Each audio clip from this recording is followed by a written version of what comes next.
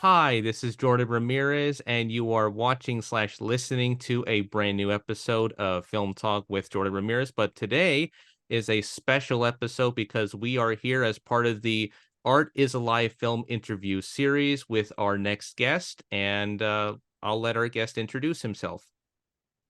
Hi, this is Ron Pucherelli. Uh, I am a writer, director, a producer, and sometime actor. And I like introducing my films to Cindy. It turns out to be a great festival. Art is Alive. One of my shorts made it as well. I think back in 2018, 2019.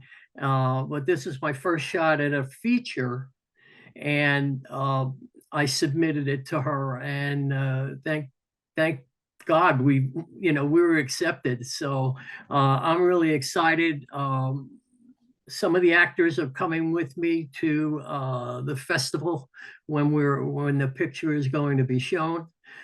So we're really excited about it. So it's good. It's a good feeling.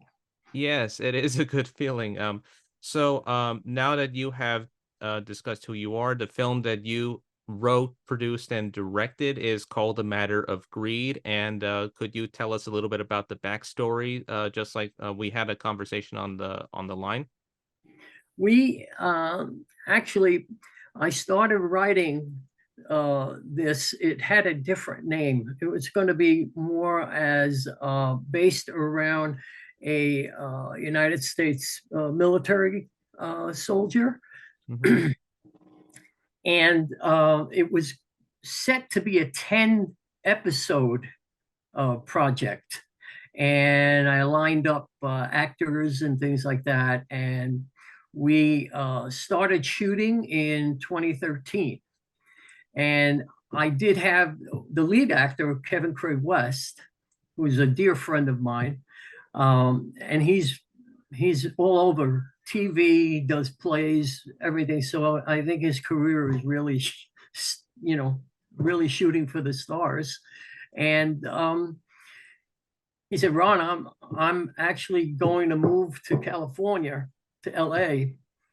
So he gave me a week, and he had the scripts and everything, and we filmed a whole week before he left. Mm. And I'll never forget it. He did a great job, and that was in the can. So okay, now I can concentrate on the rest of the actors and their performances, and that continued through 2013, 2014. We went through a few different problems. I had two different directors whose cameras died. Mm. And I'm going, oh, what are we going to do now? Um, I got kind of saved in 2016. My good friend, Jeff Burns, had filmed for me before he left for San Diego. And then he came back and he goes, come on, what are we doing? I says, well, I got a bunch of short films. So from 2016, 17, 18, we must have made about 6 short films. Mm. And 3 of those also made festivals. Mm. So it went from a 5 minute film, which was great, called Game On, and the one in 2018, which was given to the Art is Alive Festival with Cindy. That was good. It was Two Lost Souls. And it was a fun film to make because it had that eerie feeling of, oh God, there's ghosts in here and things like that, but they take over 2 bodies of humans that each lost their spouse. Mm. And it was their former spouses that passed away that take over the people, and they find out that they're meant for one another, and that's the way it went. I even had another friend of mine, Tony Genesi, who writes a lot of music, and I used many of his songs. I had played in a band with him in the late 80s into the 90s. We were great friends, and I just said, he makes a lot of good stuff, which would be great, at least for this film too. So I used that, and it went over very well. It made a few different festivals. It was good. Even my wife appeared in it. It was great. I got her to do it. I convinced her to do it. I said, "Come on, you're going to play one of the spouses that passed away, and you're going to take over this other lady." So she did it, and it was great. And with the trick of photography, we were able to um, let them disappear, and she comes to life and then disappears again. And then the woman now that's live, she's acting a little quirky, like the old Yeah. wife. And the same thing with the man, with the male. Mhm. So that was funny, and that's how I met Cindy. We had a great time. We had the forum in front where they were asking a lot of questions and stuff like that. So she was really nice, and I've been, I think, friends with her for a while now. So the film now, A Matter of Grief, as we had some film in the can, I kind of like got the itch to say, I don't want to let this go. Uh, the thing is, I had to make a lot of changes because other actors also decided they want to go to LA. Mhm. So I had to find a way to phase them out and say that, oh, they were shot in the line of duty or something, and then I asked other actors to come in, change the names and stuff like that, so that you know uh, if you're watching it, you'll know that, oh wow, somebody, oh, he got killed, and this guy's taking his place or whatever. So, Mm. and one of my leading ladies, also when she was around earlier to film her part, Mhm. um, she had just gotten pregnant and she was getting Mm. sick, and she says, I can't do this anymore. So Mm. I had to rewrite a lot of things that had the gang kind of kidnap her. Mm. And did away with her. So I had to get another actress to take her place.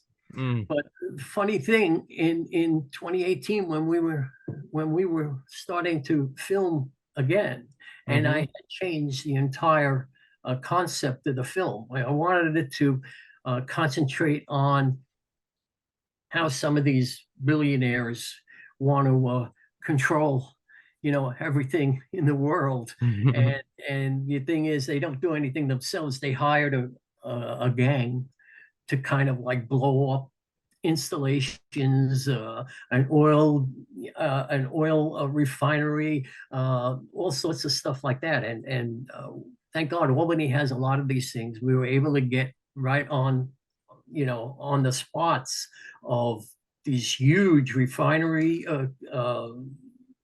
they're not barrels, huge things that have all the oil in it.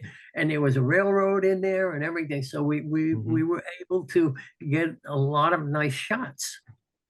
Mm. Um, Now the girl that couldn't continue and I had to replace her, we got together at one point, I think it was 2018, 2019, and I Mhm. said, would you like to come back in the film? She goes, oh, I would love to. I said, well, I'm going to make you her twin sister. You come back for revenge. So she comes in, her character actually, she's kind of disguised, so nobody knows who she is. Mm. And she finally reveals herself almost toward the end, but she makes sure that she extracts revenge for the death of her sister. So she shoots everybody that was involved with it. So it really turned out to be more than a labor of love. It was great. I was able to, with my editor, edit out a lot of things because as an episodic project, Mhm. you hear a lot of the information over and over again because there's three different organizations that are involved. Mm. So you had the FBI, you had the police, you had Homeland Security. Hmm. So every time you had to show these new characters, they're talking about the same stuff over and over. So it starts to get a little monotonous. And that's when I said, I'm not going to focus on that army hero. He's just going to be one of the gang. So we had reps from FBI. We had reps from the police department and Homeland Security. So everything melded together, and we did a lot of editing on it, and it Mhm. came out to about 80 minutes. Mm. Um, but I was very, very surprised with it. I like a lot of classic movies. I'm a big classic movie fan. I Mm. watch TCM Oh. constantly. And I said, I don't think, we're really equipped like to show out and out fighting and Mhm. everything. I did try one scene where two guys were fighting and it just didn't work that much. So I wanted to really make it more intellectual to show what's going on in the mind of uh, the big industrialist that was Mm. hiring the gang, what was happening within the gang itself, and what happens with all the legal organizations. Mhm. So, I mean, the FBI has got things to discuss. There was one of the FBI guys was a traitor. He was Mm. he was in giving information to the gang. Okay, and Mhm. they finally discovered who it was, and they found pictures of him taking a payoff from Hmm. one of the gangs members, Hmm. one of the leaders. Uh, we had a chauffeur for Kevin, which was the big guy, and Mhm. the opening scene, he's looking at the refinery blowing up and burning and everything. And he comes in and he goes, "Was that the refinery?" He goes, "Yeah, unfortunate accident. It blew up." He says, all of a sudden I feel ill. Anyway, so the guy's going to the FBI guy. He goes, "You better check out my valet because he saw the explosion and he left. Hmm. Something might be up. Could you check to see if anybody has the same name, his last name as him that was in the refinery?" Hmm. So the FBI guy couldn't find anything. So they didn't know. But he now tailed the FBI guy and took pictures, taking the payoff. So that's how we settled that when we were putting him in a safe house. Um, there's an assassin in this movie. Uh, he kills a lot of people, but it came out tasteful. It wasn't, Hmm. there was only one scene where there was some blood spots and stuff like that, in the where they kidnapped the original police woman Mhm. we talked about before. Yeah. And I got these decals from Amazon, and we put them all over like the dining room and everything else. They look like blood splatter and everything. And she also made a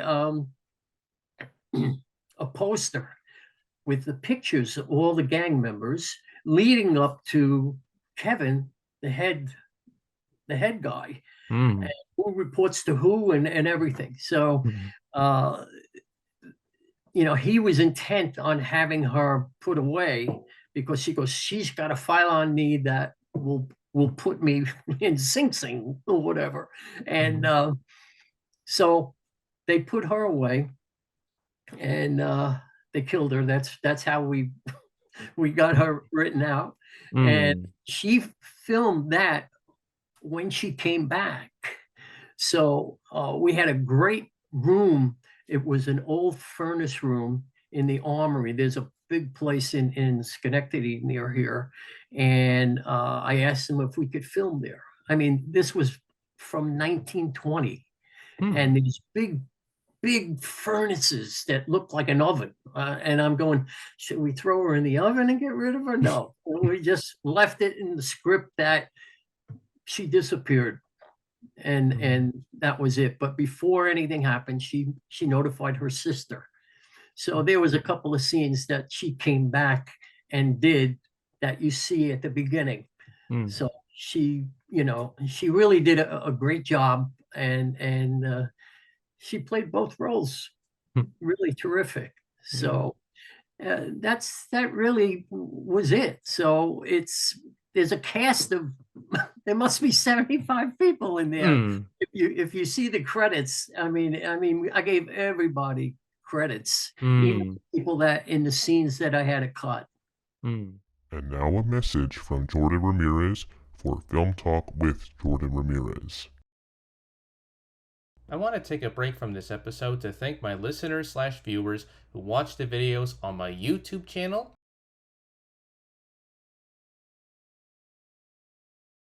and listen to each new episode on Spotify.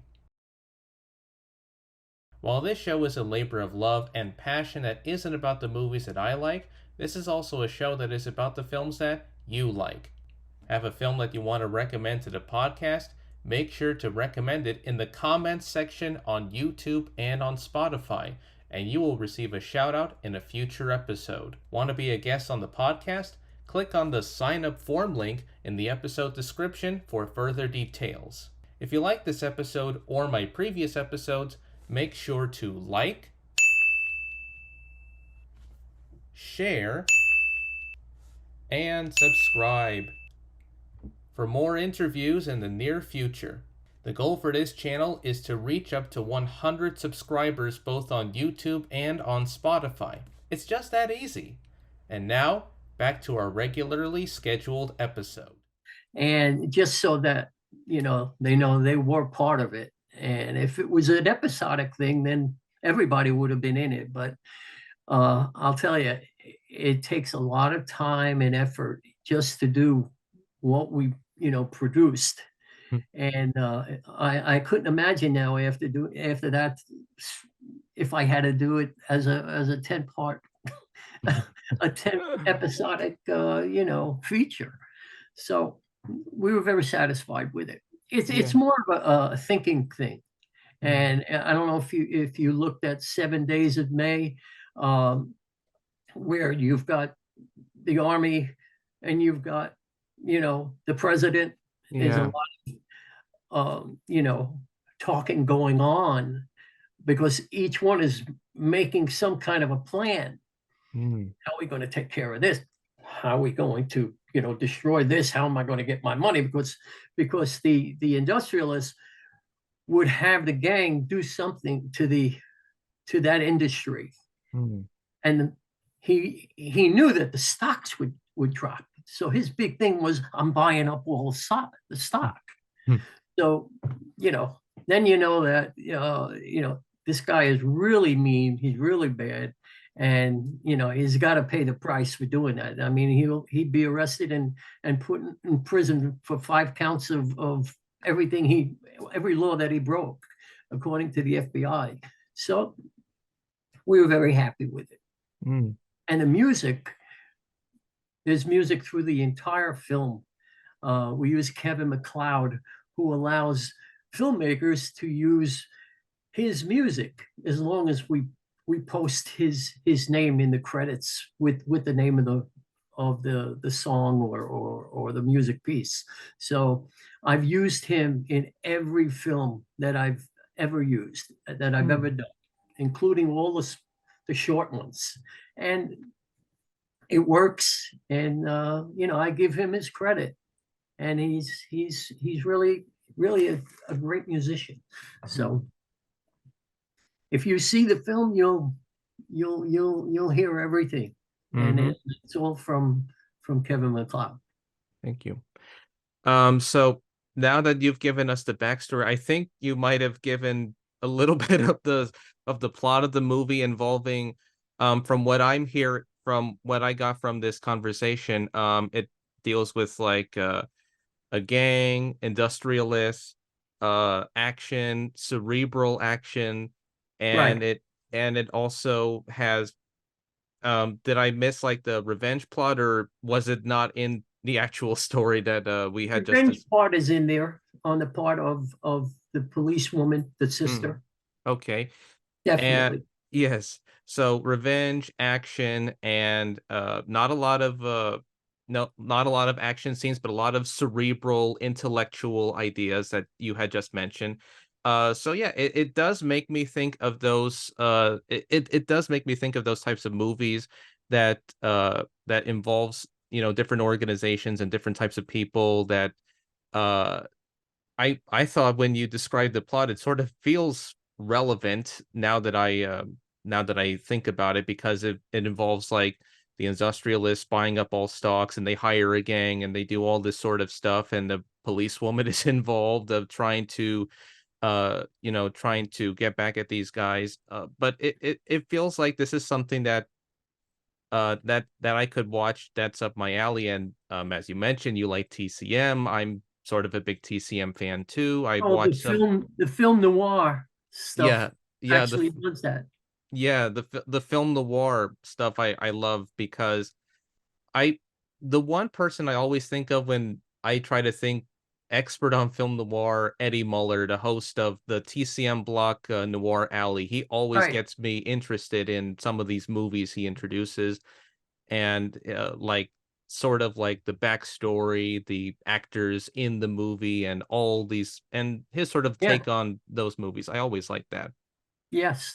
Yes. Mm, He's always there with a drink, and he's at you know as he introduces everything and gives you all the stories, and then at the end of the movie, see you next time. yeah, So yeah, I've watched them almost forever. So mm, it's great stuff. it Good. is. Yeah, I thought the assassin portion, it started to make me think of. I know he just recently passed away. Le Samurai by Jean-Pierre Melville, with Alan Del. I'm gonna mispronounce his name, Alan Delon or something like that. But that's what I thought Elaine of. Delon. Yeah, Delon.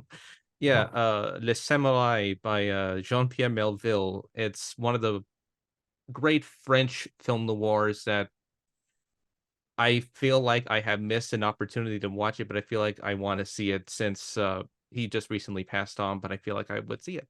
yeah. I think it was just what last week. I think last week he died. I Yeah, I think last week was when he passed on. But yeah, those types of movies. That one, I could think of other film noirs that Eddie Muller had introduced. I liked when he Yeah. introduced. I think it was the first time he introduced this movie, Native Son, with the director Richard Wright. I think that was a film noir that he introduced on TCM, and then he introduced like films that are now available on Flickr Alley. I think it was like A Woman on the Run was one. Then he introduced Trapped with Lloyd Bridges, the father of Jeff and Bo Bridges, directed by Richard Fleischer. Just those types of movies that people almost never see, but but it's almost like when you. Oh shoot. Sorry about that. No, My it's okay. microphone. Yeah. Uh, there you go. Just, those types of movies that involve like movies that you may have seen long ago, but they were unavailable because maybe distribution rights or whatever. Right. And and then when he brings them, it's like they're brand new again. They're almost like movies that you had not seen Yeah. before, but they're sort of reintroduced to a new audience that has never seen this movie before. Well, my father got me involved with a lot of the old films, Mhm. and I've always watched them. I mean, they're not they're not like today where they use all these different gadgets, and the computer does a lot of stuff and everything. Yeah. You know, these were good, and the acting is the thing Mm. that really gets you, and the dialogue even, and then the music. I mean, the music is unbelievable. You know, you got John Williams today, which is one of the greatest, but back then you you had so many great composers that gave the background to these films, and that's what really moved these films. Mm. So I'm a big Errol Flynn fan, Alan Ladd, Robert Mitchum and stuff, and they all were involved with some of these. I mean, Errol Flynn was a great, I think, actor for all the fighting and the sword play and everything, and I always enjoyed him. Uh, I actually feel bad when in each film that he got killed. I felt terrible. Uh, Oh. and when I was younger, and my father got me in so much involved in the movies, and that's why I think it stuck with me. Mm. So I thank him for what he exposed me to. It just stuck with me. My two sons, why do you watch these old movies all the time? And I said, well, I watch your type of movie and I watch mine, but they don't like watching the old stuff. So, Mm. I try to get them to do it, but I've got a collection with them on my DVDs. So I just pop in the DVD if I have to, Mm. especially if TCM is playing something that I'm not really into, because Mm. I don't know, lately for the past few years they changed a lot of their after Robert Osborne passed away, I think Mhm. whatever management must have changed some stuff, because they throw a lot of stuff that I you wouldn't normally see there. Mhm. And so that's it. Yeah. I go back to I love 35 to 55. Mhm. And you really can't beat them. They were some great productions. Yeah. So like I said before too, the music was always great.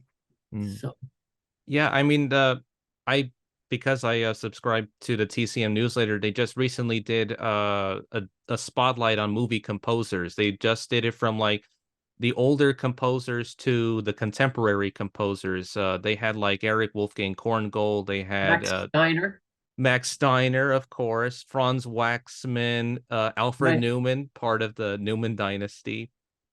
Oh man, they really were good. And uh I enjoyed watching the one on Max Steiner, uh, Mm, where he he was working up until the 70s, and he was starting to go blind almost. yeah, He was still doing compositions. mhm, So uh, he really was one of my favorites back then. And mm, then of course John Williams, mhm. he's marvelous. That's all I can say. He's great. I have so many CDs of his big movies, the action movies, the ones Spielberg made, the one Lucas made, and he's great. He's Mhm. he's in his 90s. God bless him, and I hope he keeps going. Yeah, I hope so too. So, okay, we're almost short on time. So, what do you want the audience to expect for the movie A Matter of Greed when it premieres or when it screens at the Art is Alive Film Festival? And what do you want them to take away from this movie? Well, I hope they understand, that it's not a shoot 'em up, you know, fight, doing all sorts of stuff like that. It's more of planning, and more of this is what happens behind the scenes. They're making their decisions on, hey, we're going to blow this place up this week, and these guys are going, how are we going to stop these guys, and things like that. So it's I look at it like a chess game, and if somebody's moving the chess, you're going to come in, all right, if you're police or FBI, to kind of like stop the move. But most of the times, they're there, a day too late, because something did happen. But then they get back, and they get their revenge against the bad guys. Hmm. And there's a big, I'm not going to go into it. I won't tell you one of the big scenes at the end. So No, no, we're not that type of podcast to reveal no, spoilers. No, no, no. I try to avoid spoilers as much as I can. So yeah, I would let you say, you know what? Let the audience watch this and then see it for themselves before we wrap things up. yeah. Let the audience see it. Yeah. I won't say a word anymore. No, no. I mean, yeah. So where can people find you if they want to learn more about you, and when can people see this movie, and where can they see it? Well, this will be the premiere, and then we're going to show our team up here, actors, and all the crew people, and we're inviting them to see the premiere of it up in the Albany area. Mm-hmm. And then we're going to put it up. It's either going to go on Vimeo or it'll go on YouTube. I have a Mm, channel on YouTube where I have all my stuff. So we're going to load this one there too. And I was told that Tubi may be interested mm. in putting it up. Okay. So but I would definitely check the YouTube. I have a channel called Pooch YouTube, Okay. Pooch YouTube. Poochutube, and Okay. I've got all my shorts up there right now. And Mm. then we'll put this one up as well. Okay. That's great. So you have a YouTube channel called Pooch YouTube. You have a Vimeo channel, and you said that this movie would be coming to Tubi very soon. Hopefully, I mean, I have to negotiate with them, or one of the actors, Chris Williams, uh, evidently gave me the idea of doing it. He goes, "You should put it on YouTube. They'll definitely take it." And so we're trying to make some conversations with Okay. them. So, Yeah, no, no, no problem. And you're also available on LinkedIn or Instagram or Facebook. uh, we probably will put. We try to put something on Facebook. It takes a long time to upload it, though. Mm. For Facebook anyway. But I definitely want to put the trailer up there. We Oh, did create a trailer, and it's about a minute and 35 seconds, but it's pretty good. It's I've let a few people see it before we do anything with it, and they thought it is pretty exciting. So yeah, we'll try to do that. But I think everybody can get YouTube. There's not everybody on Facebook, but I'm sure there's a good amount of people on Facebook. But um, I think it's easier, so that it's one of the collection that I have, yeah. with all Um, my stuff. yeah. So I'm gonna wrap this up. So thank you so much, Ron, for being on the podcast, and I hope to watch your movie and make sure that I give you a good review. Oh, thank you. Thank you Thank so you so. much. You're welcome. Nice. Yes, thank you. This is Jordan Ramirez signing off. Film Talk with Jordan Ramirez, special Art is Alive film interview. And until then, I'll see you at the movies.